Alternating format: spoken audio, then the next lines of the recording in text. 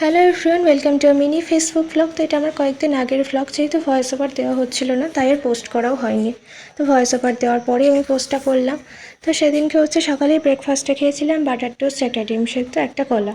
আর এই দেখো আমার আরেকটা টেডি বিয়ার। এরকম অনেক আছে, কারণ আমার সফট টয়েস এতই ভালো লাগে যে আমি ছোটোবেলা থেকেই কিনি, আর মা বাবাও কিনে দিত।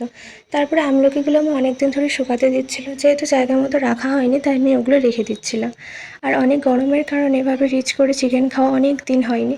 তো রিচ খুব একটা না খেলেও মোটামুটি মাঝে মধ্যে খেয়ে তো ইচ্ছাই করে, যেহেতু ওয়েদারটা ঠান্ডা ঠান্ডা ছিল, বৃষ্টি হচ্ছিল, তাই আমি বাজার থেকে চিকেন এনে এভাবে বানিয়ে নিয়েছিল। তো চিকেনের সাথে মা করেছিল ভাত, ঢেঁড়স ভাজা, পটল ভাজা, পটল আলু দিয়ে একটা তরকারি করেছিল যেটা খেতে বেশ ভালো হয়েছিল। আর অনেক দিন পর করেছিল লাউ ডাল।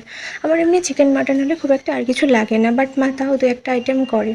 তো তারপরে আমি বেরোনোর জন্য রেডি হয়ে গেছিলাম, পরেছিলাম ইয়েলো কালারের এই ওয়ান পিসটা। আর যেটা সব থেকে ভালো ছিল না, বেরোনোর সময় একদম বৃষ্টি হয়নি। আমি ভাবছিলাম হয়তো বৃষ্টি হবে, বাট বৃষ্টি কিন্তু হয়নি।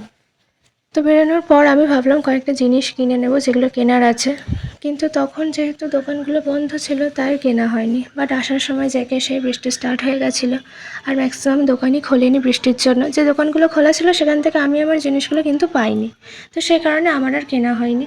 তো আমি অল্প অল্প বৃষ্টিতে ভিজেও গেছিলাম। তারপর বাড়ি আসার পর মা বললো একটু কড়া করে চা করে দিচ্ছি, খেয়ে নে। বাট আমার কিন্তু কফিটাই বেশি ভালো লাগে। তোমরা বলো তোমাদের কোনটা ভালো লাগে, চা না কফি? তারপরে বাবা অফিস থেকে আসার পরে আমরা টিফিন করে নিয়েছিলাম। তারপর আমি পড়ে নিয়েছিলাম, আমার যা কাজ করে নিয়েছিলাম। তারপর তিনজন একসাথে ডিনার করে নিলাম। তারপর শোয়ার জন্য আমি বিছানা করে নিচ্ছিলাম। তো তোমরা সবাই ভালো থেকো।